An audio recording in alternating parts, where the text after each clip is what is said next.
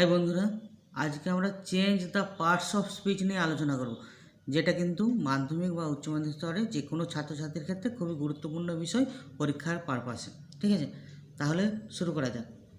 Change the parts of speech.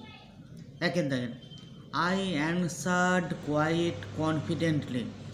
Noun form of confidently.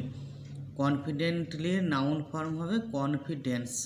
ঠিক আছে, তাহলে কনফিডেন্স ওয়ার্ডটাকে কিন্তু নতুন সেন্টেন্সে ব্যবহার করতে হবে, মিনিং একই রেখে। ঠিক আছে, তাহলে শুরু করা যাক, দেখা যাক কীরকম হয়। তাহলে এর উত্তর হবে আই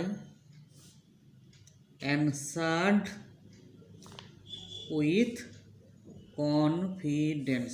ঠিক আছে, তাহলে একে দেখো উত্তরটা দেখো, I answered with confidence. I answered quite কনফিডেন্টলিটাকে কনফিডেন্স ওয়ার্ড যদি ব্যবহার করি তাহলে এর উত্তর এরকম হলো, আই অ্যানসার্ড উইথ কনফিডেন্স। ঠিক আছে, একে দেখে হলো। দুয়ের দেখে, few girls can resist flattery. Noun form of resist. তাহলে রেজিস্টের নাউন ফর্ম হবে রেজিস্ট্যান্স। ঠিক আছে, RESISTANC। এরপরে এই রেজিস্ট্যান্স ওয়ার্ডটাকে নতুন সেন্টেন্সের মধ্যে ব্যবহার করতে হবে, মিনিং একই রেখে। কীভাবে হবে দেখো, শুরু করা যাক। দুয়ের দেখেন, ফিউ গার্লস হ্যাভ রেজিস্ট্যান্স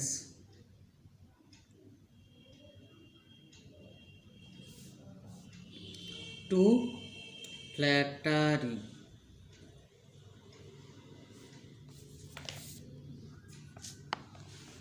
দুয়ের উত্তরটা, few girls can resist flattery, তার উত্তরটা রেজিস্ট্যান্স ওয়ার্ড ব্যবহার করলে হবে এরকম, few girls have resistance to flattery. ঠিক আছে, দুয়ের উত্তরটা হলো। এবার তিনের দেখেন, there was nothing mysterious about prayer. Noun form of mysterious.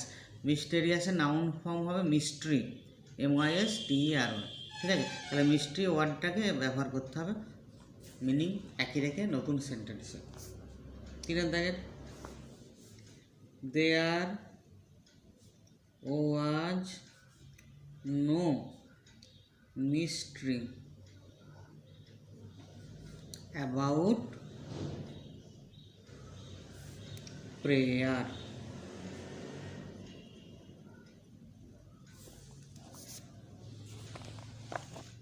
তিনের দাগে তাহলে হলো দেখো, there was no mystery MYSTERY about prayer. তিনের দাগে উত্তরটা হলো। এবার চারের দাগে,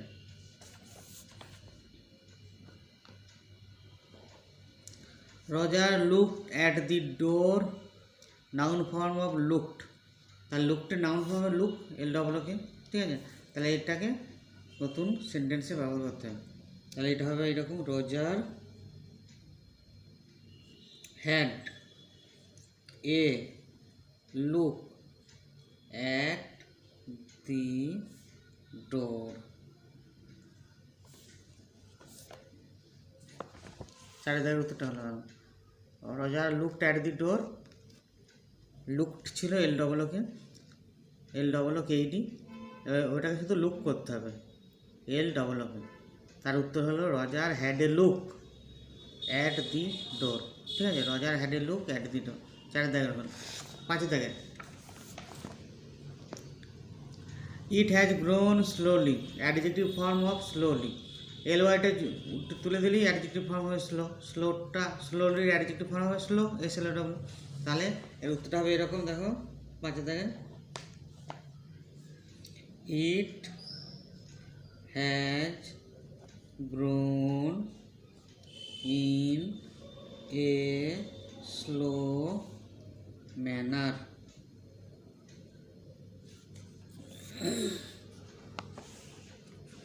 পাঁচের দাগের উত্তর, it has grown in a slow manner. It has grown in a slow manner. স্লোলিটাকে তুলে যদি স্লো করা হয় তাহলে উত্তরটা এরকম। 5 দাগ হলে 6 দাগে he takes the lead in summer luxury. এটা বলেছে ভার্ব ফর্ম অফ লিড, লিডের ভার্ব ফর্ম লিডই হবে, তাহলে হি টেক্স দ্য লিডের জায়গায় হবে he leads in summer luxury. ঠিক আছে, তাহলে উত্তরটা করছি he leads in summer luxury.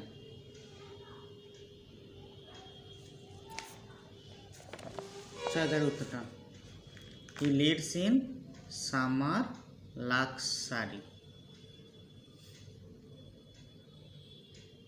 He leads in summer luxury. ঠিক আছে, 6 দাগেরটা হল। এরপরে এবার 7 দাগেরটা,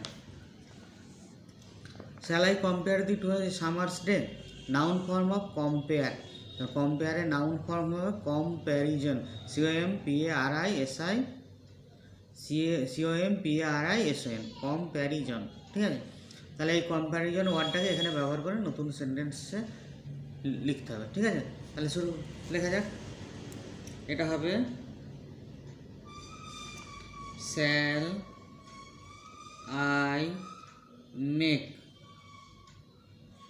a comparison between thou, দিয়ে আছে দিতে হবে দাও, between thou and a summer's day। জিজ্ঞাসা চিহ্ন যেমন আছে বোঝা যায়, তাহলে এটা হবে, দেখো 7 দাগেরটা, shall I make a comparison, comparison between thou, দি ছিল THEE, এটা হলো between thou and a summer's day। ঠিক আছে, জিজ্ঞাসা চিহ্ন যেমন ছিল হয়ে গেল। এরপরে আমরা যাবো 8 দাগে।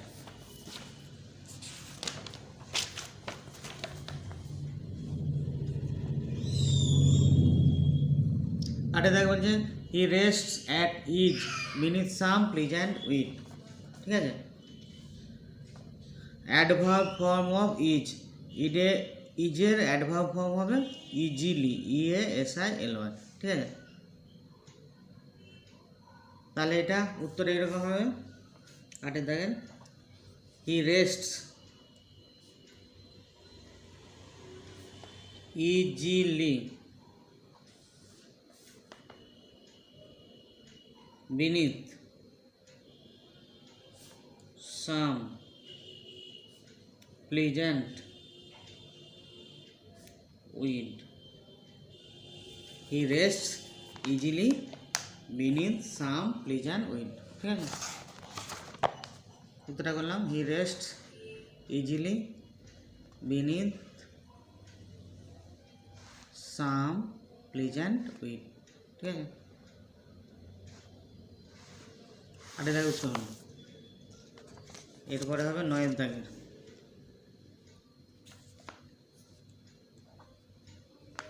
9 দাগের বলছে the man was gazing intently at হিম।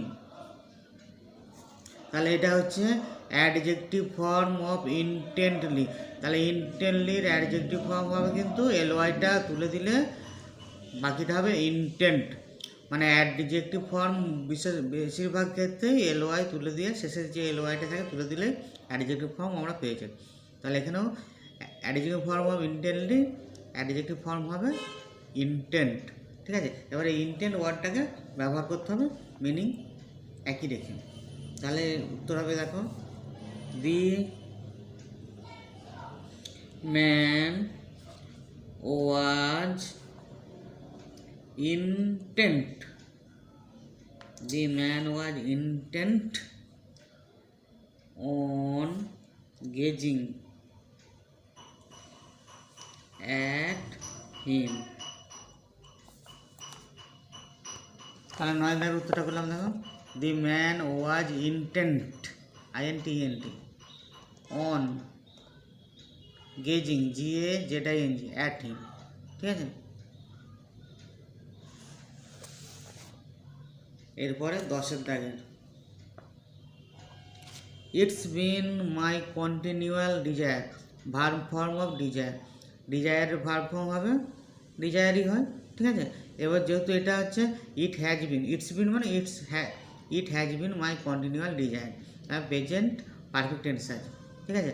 এবারে প্রেজেন্ট পারফেক্ট টেন্সে ডিজায়ার ভার্বটাকে কিন্তু ব্যবহার করতে হয়। ডিজায়ার ভার্বে তাহলে থার্ড ফর্ম হবে ডিজায়ার্ড, তাহলে সেই ডিজায়ার্ড ব্যবহার করে লিখলে হবে এরকম, দেখো,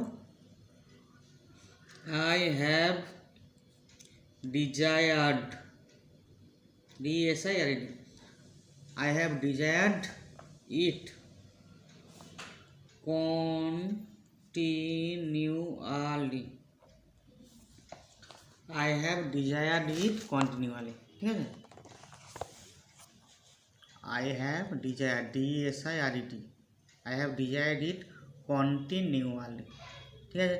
তাহলে 10,000 উত্তরটা হয়ে গেল, ঠিক আছে বন্ধুরা। আজকে আমরা টোটাল 10টা কোশ্চেন অ্যান্সার নিয়ে আলোচনা করলাম। কোন টপিকের উপর? Change the parts of speech, ঠিক আছে, এই টপিকের উপর।